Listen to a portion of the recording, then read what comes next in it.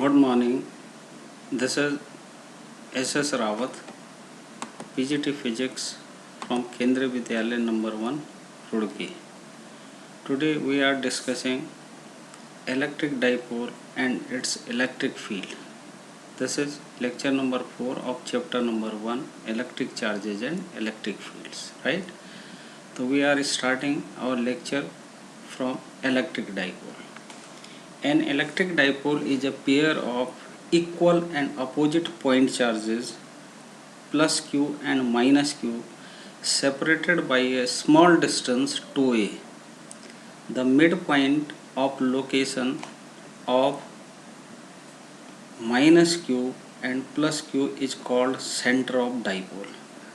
So there are two charges equal in magnitude and opposite in nature, and the dipole length is 2a. 2a considered since every observation point distance should be measured from the center of the dipole. So we divide the dipole into two parts. The center point O at the distance a from either charge. That's why we take the dipole length 2a, right? Now electric dipole moment.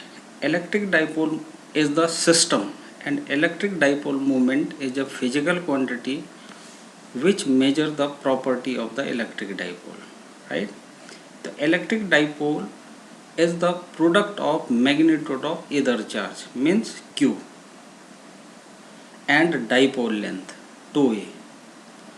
It means electric dipole moment is equal to q into 2a.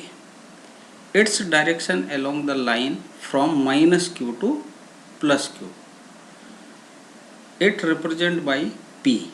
So p vector is equal to q is a scalar quantity, into some vector quantity, that is 2a.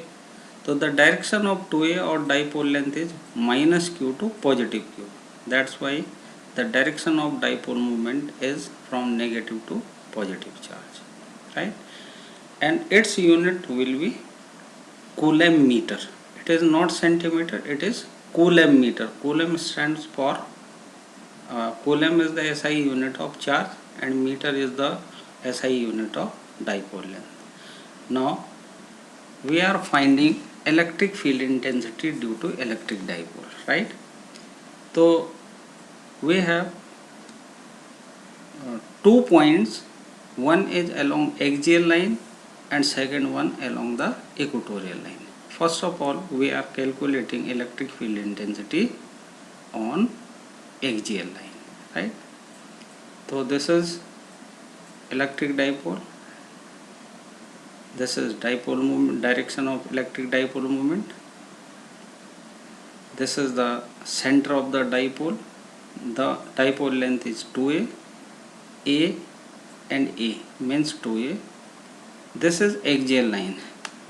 The line along its axis is axial line. Now this is our observation point P, where we have to calculate the electric field intensity, right? The distance of point P from dipole is x, right? This distance is x. So the distance between A and P will be x plus A, and the distance between B and P will be x minus A, right? Now there are two electric fields at point P, right? Here there are two directions of electric field. This is electric field due to A, since it is negative charge. So electric line of force comes towards the negative charge, and electric field due to positive charge in this direction, right hand side. So we have to find the net electric field at this point. You know that EB is greater than EA, since the distance of B is smaller than distance of A from P. That's why EB is greater than EA, and both the vector in opposite direction. So the net electric field will be EP is equal to vector EA plus vector EB. But vector EA or vector EB are opposite to each other. So magnitude will be EB minus EA. right? Now we are going to calculate it.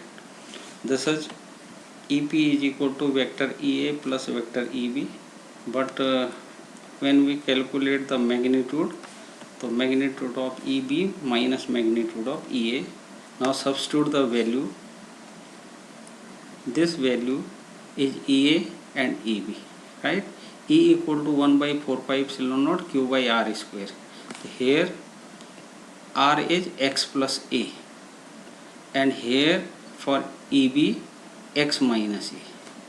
Both are along x axis, and the resultant, when we substitute the magnitude of these two vectors over here, so we can get this expression 1 by 4 pi epsilon naught Q by x minus A square minus Q divided by x plus A square.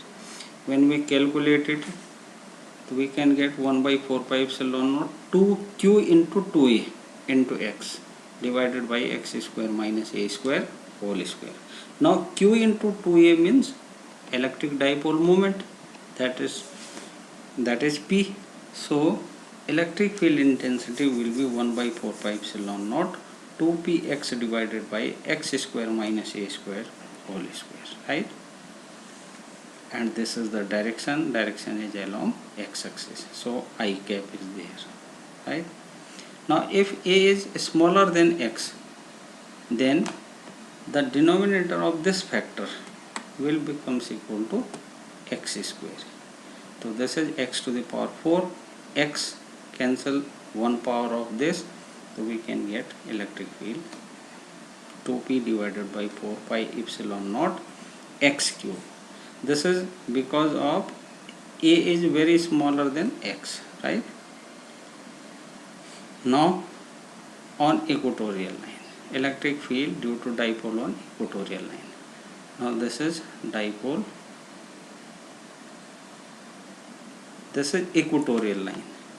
The right bisector or the line perpendicular to the axis of dipole is equatorial line, and our observation point is Q, where we have to find the electric field intensity, right? Now what is the direction of electric field due to A?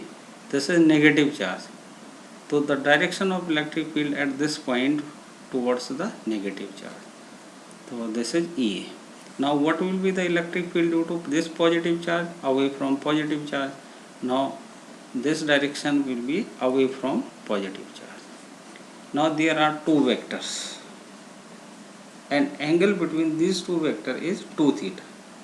Since exterior angle is equal to sum of two opposite interior angles, right? So we have to calculate the resultant electric field. So we can use the parallelogram law or triangle law, right? So EQ is equal to vector EA plus vector EB. Now we are going to calculate it. First of all, we should find the magnitude. Now electric field due to A is 1 by 4 pi epsilon naught Q, means magnitude of this charge divided by this distance. Okay? So square of this distance. So this becomes equal to x square plus A square. Similarly EB. EB means magnitude of electric field due to point charge. Since this distance BQ and AQ is equal, so electric field will becomes also equal to each other, right? It means EB and EA are equal to each other. Now we are splitting these two vectors into horizontal and vertical components. These are horizontal components, EA cos theta, EB cos theta. Vertical components, EB sin theta, EA sin theta. Now EA sin theta and EB sin theta are opposite to each other, so these vectors cancel out to each other. So the net electric field along only in this direction, and that will be equal to EA cos theta plus EB cos theta, right? Now we have to substitute the value of EA and EB. Since EA and EB are equal in magnitude, so it becomes equal to twice of one component. So this is 2 divided by 4 pi epsilon naught q divided by x square plus a square. Now into cos theta. Cos theta may be calculated from this triangle, right? This one. So this is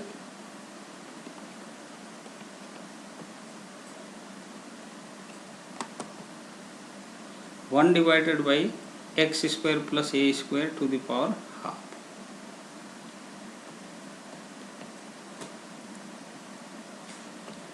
Now this is a. So q into 2a is equal to p. So we can substitute this value q into 2a equal to p. तो we can get the electric field on equatorial line. Point q पे जो electric field है उसको इस तरीके से हम calculate कर सकते हैं. Now torque on electric dipole in uniform electric field. Now what is uniform electric field? The electric field lines are parallel to each other in uniform electric field, and uniform electric field produced by two parallel plates having opposite nature charges, right? So this is the dipole, this is the uniform electric field. Now this is a negative charge, so it will experience a electric force but in the direction of opposite to the electric field. Positive charge will also experience the force in the direction of given electric field. So these forces are equal in magnitude but opposite in direction. So the net force on dipole will becomes equal to 0.